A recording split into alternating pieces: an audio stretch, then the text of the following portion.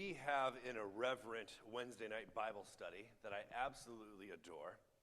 And of all of the books that we have read in the Bible the last 5 years, perhaps none comes up more in conversation than the book of Job. When we read the book of Job, it was quite an undertaking. How many of you have read the book of Job? Yeah? Oh, that's impressive. Because it's not an easy book, and it's long, and because it's broken into 3 acts, even when you read through that whole first third, you think, okay, I see where this is going. But the second act is exactly like the first, but just repeated, and then it repeats a third time again. And by the end of that, you're thinking, I get it, I understand. But the payoff comes in the following moments, in the part that we're going to read, when the main character, who happens to be named God, and has sort of been on trial in absentia through this whole thing, finally shows up and testifies. And it's so interesting what happens. So for those of you who haven't read the book of Job, what happens is that Job's life completely falls apart. I mean, in the most horrific ways. And Job's quote-unquote friends try to quote-unquote help him out by bringing a theology to him that is actually, for us, we find in the Proverbs. Job's friends live in the Proverbs. And the Proverbs are really simple. If you do good things, good will happen.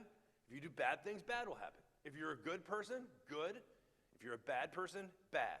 So when bad things happen in your life, it's easy to find out why. You must have sinned.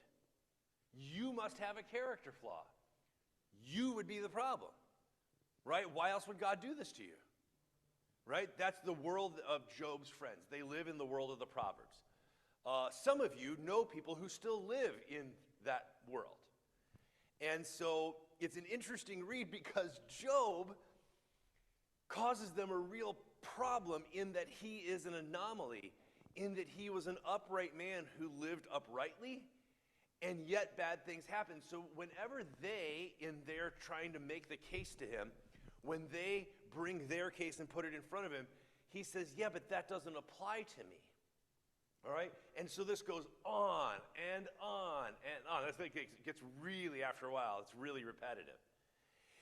And then at the end of the book, something interesting happens, which is that Job finally gets a chance to confront the person who they've been speculating about, this character they've been speculating about, and he finally gets to make his case like, but why? Why all this stuff? And the God character speaks out of a whirlwind. And I just want to say, it would be much more expected if the God character spoke out of like the depths of the ocean, right? Something, right? Or the heights of a mountain. But the fact that the God character, the voice of the Lord, comes out of a whirlwind should set you off immediately that something is amiss, right? That's a really weird image. Like, you remember the Warner Brothers cartoons from Saturday morning when the Tasmanian devil would blow in, right? Like, picture that, only that's the God character, all right? So, that's my visual. So the God character starts. Who is this that darkens counsel by words without knowledge? That's not a good start. If you ever do get to talk to God, that's sort of the kind of thing you don't want to hear. To start with, now who in here was speaking without knowing anything? That's not a good start. Gird up your loins like a man, and I will question you, and you will declare to me. Where were you when I laid the foundations of the earth? Tell me if you have understanding. Who determines its measurements? Surely you know. Or who stretched out the line upon it? Or what were its bases sunk? Or who laid its cornerstone? Or when the morning stars sang together and all the heavenly beings shouted for joy? Or who shut up the sea with its doors when it burst out from the womb? when I made the clouds in garment, and thick darkness in swaddling band, and prescribed bounds for it, and set bars and doors, and said, thus far you shall come and no further, and here your proud waves will be stopped. Have you command of the morning since your days began, and caused the dawn to know its place, so that it might take hold of the skirts of the earth, and the wicked shall be shaken from it? It is changed like clay under the seal, and it is dyed like a garment. Light is withheld from the wicked, and their uplifted arms are broken. Have you entered into the springs of the sea and walked in the recesses of the deep? Have the gates of death been revealed to you? And have you seen the gates of deep darkness? Have you comprehended the expanses of the earth? Declare if you know all of this. So, this is not what we were expecting when we read through Job. We thought that when the God character finally spoke, that he or she might actually explain why bad things happen to good people, right? Instead, the God character goes down this weird line of reasoning that is often read in a sarcastic tone like, I don't know, why don't you tell me? Right? That's how it's often read. But as you keep reading, a different tone emerges, which is that this God character ends up basically saying I don't know. I mean, you explain it to me. Did you see how fast horses are? And do you see this? And do you see that? And what about the dragonfly? And what about the hummingbird? And it becomes like a nature show where God just starts talking about how amazing all these creatures are and waterfalls and all this stuff. And you end up almost getting the sense that God is as impressed with all of this mystery as anyone else. Like, hey man, I don't know. If you know so much, why don't you explain it to me? Because it's all amazing to me too. And it's just this really weird tone. And we think about it all the time. And the reason that it keeps coming up, for those of us who read through it, is there are just times in life where you think, I either don't know the whole story, I don't have all the information, or even if I did, this might not still make much sense. Do you ever feel that way? I want to say to you in this series that we're in, of Faith After Doubt, that that's actually a pretty healthy place to be. Let me tell you why I think that. In the last 500 years, this thing we call the Enlightenment, we have been sold an information-dense view of reality. That the thing that's most real is what you can measure and explain and diagram and outline and comprehend and articulate. And so we've really put a lot of emphasis on knowledge. That's not a bad thing. I'm just going to say it's not the only thing. Because there are a whole bunch of situations in life that even if you did have access to more information or all of the data, you may not even know what to do with it or may not do the right thing with it. I mean, you can see this anytime a complicated situation comes up. Different people, even if they have the same training, will come up with different solutions, and often they're all wrong. We see this with our environmental, our ecological disasters, our financial crisis, our politics, right, and our religious conflicts. In so many things, you think we either need more information or you start to be suspicious. I'm not sure even if we had the whole picture, if we had access to everything, that we would still do the right thing with it. So I want to actually say to you today, continue to give you permission to live in doubt. This is our Lenten journey together. We are walking through doubt. I want you to have permission to just say, this is more complex than I can wrap my head around. Or this is more complicated than someone like me can understand.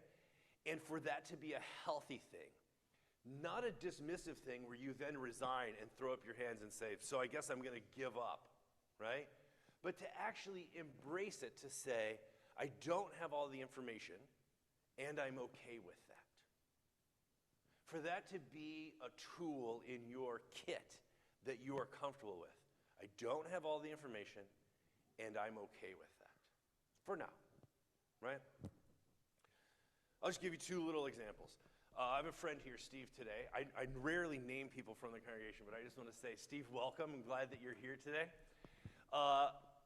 Steve and I both love this author named Diana Butler Bass, and I've had a chance to interview her a number of times over the years. And one of my favorite things that she ever said that made so much sense to me is she said, people don't distinguish between weather and climate. If you stick your hand out your window and it's raining, that's weather. That's not climate. Climate is a much bigger picture, and it's much more complicated, and it has more variables.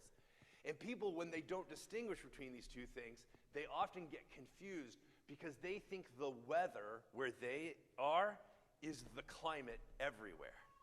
And that's something we can't afford to do. Now, she was saying this in terms of denominational crisis, P.S., which since she first told me this, I'm now a part of a denomination that's in crisis.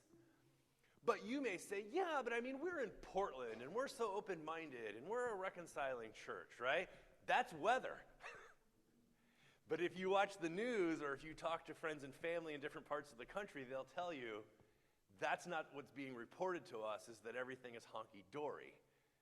That's climate, right? And when we don't distinguish between those two things, we can actually do more harm than good because we can act like everything's fine when maybe not everything's fine. I'll give you another example.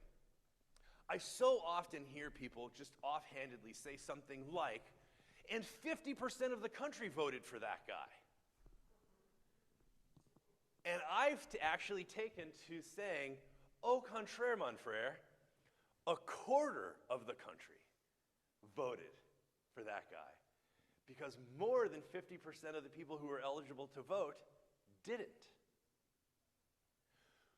When we buy into an either-or split, conservative or liberal, Republican or Democrat, when we buy into a false binary, we actually not only create a formula that we can never solve, which is why we're constantly perplexed by what's happening in this country, but we don't account for literally the majority of Americans when we say things like 50-50 split or half the country.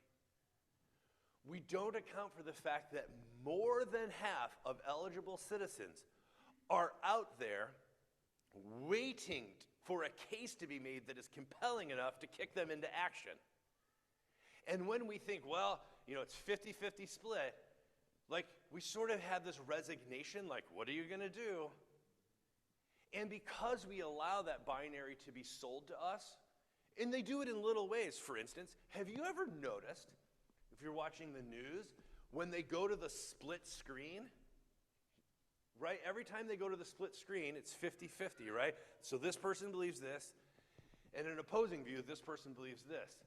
But you have to be careful with the way that's packaged and sold to you, because it's not a 50-50 split. Like, for instance, the credibility of their argument, or the data that it's based on, or maybe the amount of people they represent. I'll never forget the headline when New York City made eligible for its transit workers to be vaccinated. One of the headlines the following day is that, like, I think it was, I won't get it right, but it's something like 17,000 transit workers are to be vaccinated tomorrow. 28 are refusing. Here's what those 28 had to say. Because that's how the news worked, right? Like, if it bleeds, it leads, right? You're being sold a package that isn't entirely true. In fact, I'm going to go out on a limb and say that when it comes to things of faith, because we're in church, so I should make this in some way to do with the sanctuary. When it comes to things of faith, when we don't embrace how complicated and how complex things are, we actually do ourselves and our community a disservice because we allow the problem to be simplified to the point that we live into a false narrative or a false idea, and we actually, by going down that road, we close down possibilities to fix what's actually going on. Because we're not dealing with what's actually going on. We've been misled down this other path of us versus them, either or thinking. And we think, well, if they would just smarten up and if they would change, then we could fix the problem. But because we went down that either or binary, an oversimplified presentation of the situation, we haven't accounted for some of the variables that make it so complicated and so complex. And we spend all of our energy combating them, trying to make them understand, like us, believe what we believe, that we actually leave behind this enormous population. And then we wonder why we never really get the problem solved. We never solve the problem. The only way to do that is to repent of an overly simplified understanding and to embrace complexity. So, when it comes to things of faith, there is a huge temptation. I would say for a big chunk of people who would call themselves religious, one of the things they love that attracts them to religion is that it provides them some level of explanation and certainty that they're right. That's the appeal for some people.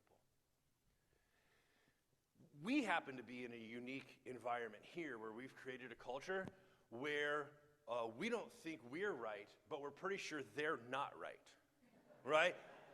I'm suspicious that I'm not right, but I'm sure they're not right, right? But it's different, and that's weather. That's not the climate. That's just the weather here at Vermont Hills. This journey that we're going on to embrace complexity is actually a journey of freedom. To be liberated from the overly simple presentation, the understanding of ideas, and to actually give ourselves and each other permission to say, I don't understand everything about this issue, I don't have all of the information, and I'm okay with that. I still am going to act on what I know, but with an asterisk to say I know that I don't know everything there is about this. And to repent of the sin of certainty, as people like Pete Enns and others are writing on these days. To repent of the sin of certainty and to say, I'm not certain, but I've looked into it enough that I'm confident, or at least enough that I'm willing to move forward with what I do know. For every complex issue, there is a simple and clear solution that will lead us to a bad place. So we have to be careful. There's a little bit of humility that's needed to say, I don't know everything. But the part that I do know leads me to believe that this is the right course of action. So I am going to move forward, just with an asterisk. I'm going to embrace complexity, because the only thing I'm confident about is that an overly simple understanding of this will lead us to a bad place. So here's what I'd like you to do. I'd like you to turn in around your coffee tables, and I'd like you to come up with an idea, either as a group or just as a person, of a topic or an area where you are suspicious that things are more complex or more complicated than we presently understand. Okay? So turn into your groups. What's one area of life or one topic that you're pretty sure is more complicated than we've been led to believe?